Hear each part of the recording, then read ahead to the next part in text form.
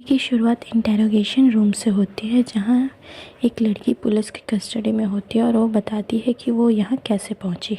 Next scene में हम देखते हैं कि इंडिया से कुछ लड़की कहीं जा रही होती हैं बुर्का पहने एक आदमी के साथ गाड़ी में।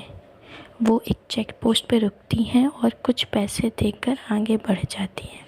फिर इंटेरोगेशन रूम दिखाया जाता है। वहाँ ऑफिसर लड़की से पूछता है, जिसका नाम फ़ातिमा होता है, कि वो खुद सीरिया जाना चाहती थी और अपने देश के ख़िलाफ़ जंग लड़ना चाहती थी। तो वो बताती थी कि वो देश के बाहर जाना तो खुद अपनी मर्ज़ी से चाहती थी, लेकिन ये सब उसकी मर्ज़ी से नहीं हुआ। ये सब प्री प्लान था। ये एक प्लान का हिस्सा था जो उसकी तरह हज़ारों लड़कियों को बर्बाद कर चुका था। वहीं दूसरी ओर उनका सफ़र रुकता है अफ़गानिस्तान के हिंदूकुश माउंटेन रेंज के गांव में, जहां जाकर वो किसी घर में रुकते हैं। उस घर की औरतों से बात करके उन्हें अपने घर की याद आने लगती है। फ़ातिमा याद करती है कि वो पहले शालिनी थी।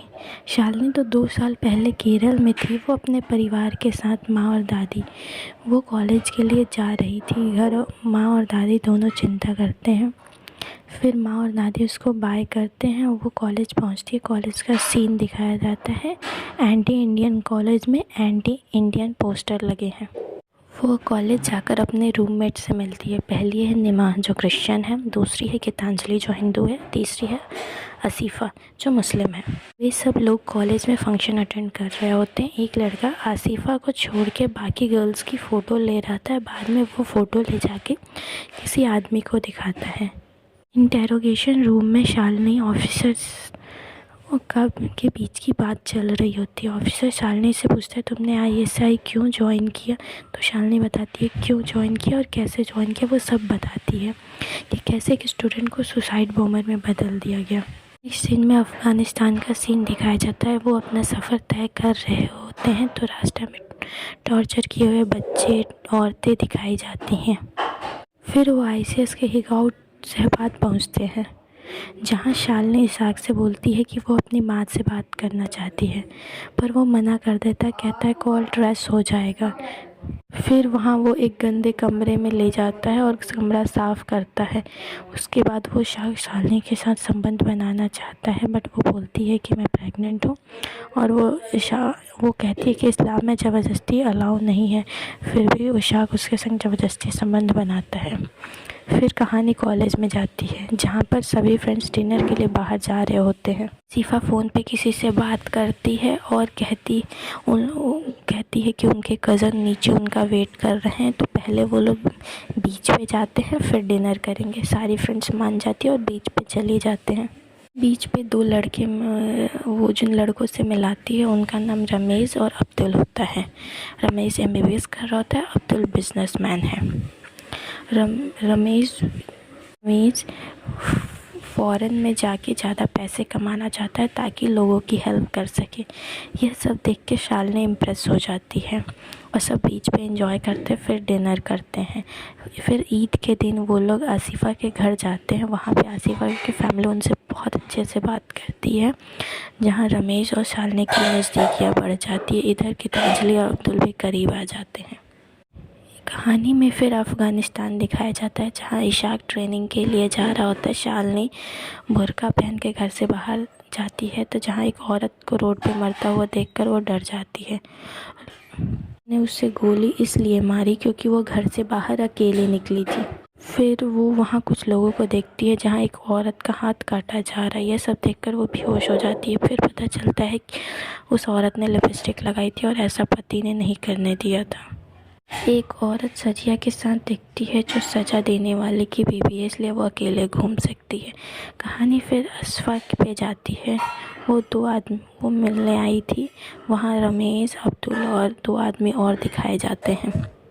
फिर अफ़गानिस्तान का सीन दिखाया जाता है, जहाँ उन्हें एक वीडियो दिखाया जाता है जिसमें ड्रग्स की बात हो रही थी, जो उन्हें भूख, प्यास, नींद से बचाएगा। फिर वहाँ वो लोग ड्रग्स देने के लिए बोला जाता है। एक आदमी उन्हें ड्रग्स देखता है, फिर उन्हें आइसोलेट करके फिजिकल रिलेशनशिप बनाता है और बोलता है प्रेग्नेंट करो इन सबको। उस आदमी को इस काम के लिए पैसे दिए जाते हैं। अगले दिन कॉलेज का सीन दिखाया जाता है कि अगले दिन गीतांजलि, शालिनी माँ एक मॉल में जाती हैं। फिर असफिया किसी को रेडी होने को इशारा करती है। मॉल में उन तीनों का कोई पीछा करता है, गीतांजलि को गलत तरीके से टच करता है और झगड़ा हो जाता है। वो फिर आदमी उनको मारता है, उनसे लड़ाई, उस आदमी से उनकी लड़ाई हो जाती है और वो उनके कपड़े फाड़ देता है। इस पर उनकी कोई मदद नहीं करता है। फिर एक बुर्का पहने औरत आती है और उन सबको ढक लेती है। उसके बाद का सीन दिखाया जाता है। तो आसिफ़ा बोलती है कि उन सब के साथ अगर ऐसा नहीं होता जब वो हिजाब पहनी होती है। हिजाब पहनी हुई किसी लड़की के साथ कुछ नहीं होता। गॉड के बेटे सूली पे चढ़ाया गया, तब गॉड ने उनकी मदद नहीं की तो अब क्या, तो गॉड कैसे उनको बचाएगा, हमारी हेल्प कैसे करेगा। गीतांजलि, शालिनी, रमेश कि यहाँ जाते हैं जहाँ वो गुस्से होने का नाटक करना। शालिनी बोलती है कि उन दोनों को नींद नहीं आती, तो रमेश उन्हें दवा के नाम पे ड्रग्स देता है। फिर धीरे धीरे वो दोनों भी हिजाब पहनना शुरू कर देती हैं। वो दोनों अपने बॉयफ्रेंड से रिलेशनशिप के लिए बोलती हैं तो वो मना कर देते हैं। कहते हैं इस्लाम में शादी से पहले ये सब माना नहीं जाता है। लेकिन रमेश समझ जाता है कि अगर रिश्ता निभाना है तो इसमें खराबी क्या है। बाद में वो फिजिकल रिलेशन शुरू कर देते हैं। शालिनी और बाकी लड़कियां रूम में बैठे डिस्कशन करती हैं। इसी चर्चा में शालिनी बोलती है कि भगवान शिव बड़े हैं, जिस पे आसिफ़ा बोलती है कि भगवान जो अपनी पत्नी के मरने पे आम आदमी की तरह रोता रहे, वो बड़ा कैसे हो सकता है। फिर भगवान राम को लेके बोलती है कि वो अपनी पत्नी का अपहरण होने से नहीं बचा पाए, उन्होंने बंदरों की मदद ली। भगवान श्री कृष्ण तो हर लड़की के साथ रासलीला करते हैं, तो वो कैसे बड़े हो सकते हैं। इसी पे गीतांजलि और शालिनी कोई जवाब नहीं देते। फिर असफिया कहती है कि मैं तुम दोनों को सही रास्ता दिखाऊंगी। फिर अफ़गानिस्तान का सीन दिखाया जाता है जहाँ शालिनी को लीवर पेन होता है। वो हॉस्पिटल में अपने बच्चे को जन्म देती है। इशाक काबुल के लिए रवाना होने वाला होता है, कहती है कि मैं भी साथ चलूँगा, तो वो उससे कहता है तुम यहाँ से कभी नहीं निकल पाओगी, और चला जाता है। शालिनी के बच्चे को बुखार आ जाता है और घर में दवा नहीं होती थी। उसके लिए वो साजिया के पास मदद मांगने जाती है, फिर रिक्वेस्ट करती है। फिर अपनी माँ के पास कॉल करने के लिए बहुत रिक्वेस्ट करती है। साजिया एक औरत के पास लेके जाती है जहाँ एक छुपा हुआ मोबाइल होता है। शालिनी मैसेज सेंड कर देती है और अपनी भाषा में वहाँ का हाल बता देती है और हेल्प के लिए रिक्वेस्ट करती है। लोग पीछे के रास्ते से निकल जाते हैं, पर उस औरत का पति उस मोबाइल के बारे में जान जाता है और उसे मार देता है। कहानी वापस कॉलेज टाइम पे आ जाती है, जहाँ आसिफ़ा उन लोगों को अपने फैमिली के खिलाफ़ भड़का रही होती है और वो लोग अपने घर जाती हैं तो बुर्के में जाती हैं। ये देखकर उनके घर वाले शॉक हो जाते हैं। वो दोनों अपने घर से कॉलेज जल्दी ही आ जाती हैं। फिर वो दोनों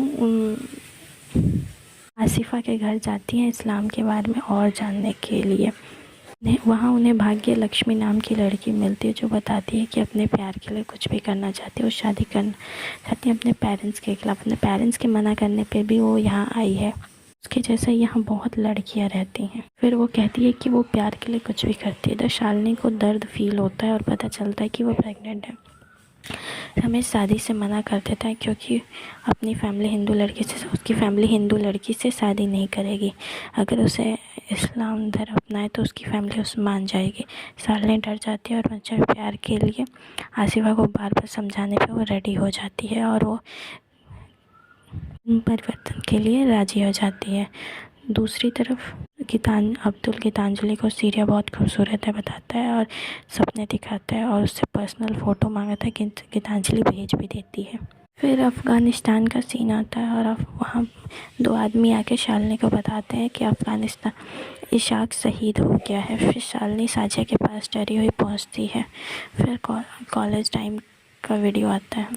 कॉलेज में गीतांजलि को पता चलता है कि उसके पापा को हार्ट अटैक आया है, लेकिन जब तक वो धर्म परिवर्तन कर चुकी है। रमेश भी शालिनी का फ़ोन नहीं उठाता है। गीतांजलि को अपने पिता से मिलने के लिए मना कर देती है क्योंकि वो काफिर है और इस्लाम इसको नहीं मानता। आसिफ़ा उससे बताती है कि काफिर होने का गुनाह तब तक माफ़ नहीं जब तक वो उन पर थूकती नहीं है, पत्थर नहीं मारती। दूसरी तरफ शालिनी भी बहुत परेशान है क्योंकि रमेश से बात नहीं कर पा रही थी। गीतांजलि आसिफ़ा की बात मानकर अपने पिता पर थूक कर आती है। यह सब देखकर उसकी माँ रोने लगती है। अब्दुल गीतांजलि को पूरी तरह जाल में फंसाने के लिए प्रेशर बढ़ा रहा होता है। फिर अब्दुल का कॉल करके गीतांजलि को सीरिया चलने के लिए बोलती है। फिर इस्लाम को बुलंद करके और गीतांजलि इसको मना कर देती है। दोनों में बहस हो रही होती है। अब्दुल गीतांजलि को बर्बाद करने की धमकी देता है और कहता है कि मैं तुम्हारी फ़ोटोज़ वायरल कर दूंगा। तो और ये फिर गीतांजलि को रियलाइज़ होता है कि ये सब इन लोगों का ट्रैप है। अब्दुल को गुस्सा था। फिर दोनों में बहुत बहस होता है। दूसरी तरफ शालिनी को एक आदमी बताता है कि रमेश अपने परिवार के साथ मालदीव भाग गया है और उसे अपने बच्चों इस बच्चे को अपने औलाद का दर्जा नहीं देना चाहता है, तो वो इसाक से निकाह कर ले। यह सब होता हुआ रमेश देख रहा था और मुस्कुराता कि लोग अपने बच्चे के लिए कुछ भी कर लेते हैं। वहाँ गीतांजलि अपने घर चली जाती है और वापस अपने घर उसके साथ चली जाती है और अपने इस जगह वापस ना जाने को कहती है। दूसरी तरफ शालिनी इशाक से शादी कर लेती है और उसकी माँ उसे बहुत ढूंढती है और उसे बुर्के में देख के शौक हो जाती है। फिर उसकी माँ कहती है कि उनको ये शादी भी मंजूर है, बच्चा भी मंजूर है, बस उसके साथ अपने घर चले। बट शालिनी कुछ नहीं बोलती और मना कर देती है, चली जाती है। फिर एक रात गीतांजलि को ट्विटर अकाउंट पे अपने देखती है कि उसकी प्राइवेट फ़ोटोज़ और वीडियोज़ भेजे गए हैं, जिसे देखकर वो डर जाती है और उसी बुर्के से फांसी लगा लेती है। फिर इंटेरोगेशन रूम की कहानी आगे बढ़ती है। उसमें शालिनी बताती है कि इशाक ने स्पेशल क्लासेस और उसकी स्पेशल क्लासेस चल रही होती है। उनके जैसे कई और कपल वहाँ थे जो अलग अलग चीज़ें सीख रहे थे। वो ड्रग्स के बारे में बताती है जिसे खाकर उनसे कुछ भी ख़तरनाक से ख़तरनाक काम करने के लिए तैयार किया जाता है और वो तैयार हो जाते हैं। वो बिना किसी डर के किलिंग मशीन बन जाते हैं और पासपोर्ट वीज़ा भी उन्हें मिल गया था और इस काम के लिए उन्हें बहुत रुपए भी मिले थे। फिर वो कोलंबो पहुंचती है जहां उसे निर्मा का कॉल आता है जो उसे बताती है कि ये आसिफ, रमेश और अब्दुल ने मिलकर किया है। ये इन तीनों का धंधा है और आदमी से शालिनी को मिलने को कहा गया। अगर उससे नहीं मिलेगी तो उसको ड्रग्स देकर बेहोशी में संबंध बनाते हैं। ये किया करते थे। कैसे अब्दुल ने गीतांजलि और उसके परिवार को बता दिया। नीमा लव जिहाद के बारे में जानकारी इकट्ठा करने लगती है तो गीतांजलि और शालिनी के पेरेंट्स को पुलिस ऑफिसर सबसे मिलती है और एक्शन लेने का रिक्वेस्ट करती है। तो वो लोग फोर्स कन्वर्जेंट के में कुछ आंकड़े बताती है, पर कानून को सबूत चाहिए। वो कहती है कि वो सबूत भी लाएगी, बस उसे जस्टिस चाहिए। इधर अफ़गानिस्तान में साले और उसके बच्चे को साजिया के पास से दूर ले जाया जाता है। फिर उसके बच्चे को छीन लिया जाता है और उसे बंदी बना देते हैं, औरतों के बीच में डाल देते हैं। तो वहाँ उससे भाग्य लक्ष्मी मिलती है जो उसे बताती है जिसका पति मर जाता है तो उसके बाद वो इन सब की हवस का शिकार होती है। या तो शरीर पे बम लगा के मर जाओ या अपने आप को रोज़ मरते हुए देखो। फिर एक आदमी शालिनी को ले जाता है, उसके साथ ज़बरदस्ती करता है तो वो अंदर से पूरी तरह टूट जाती है। शालिनी अपनी मैप की नॉलेज की मदद से इमेजिन करती है और वो लोग इब्दाद जा रहे हैं जहाँ सीरिया और टर्की का बॉर्डर है, जो एरिया यूएसए के फोर्स के अंडर में है।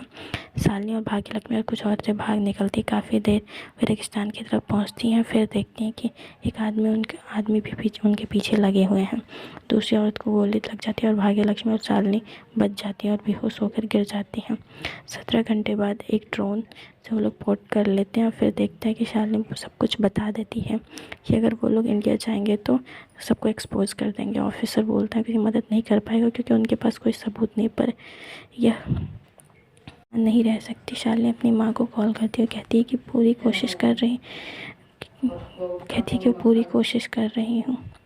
फिर यहाँ अपने बुर्का जलाते हुए खुद को देखती है और कहती है कि वो फातिमा नहीं, वो शालिनी है। और स्टोरी यहीं पे एंड हो जाती है।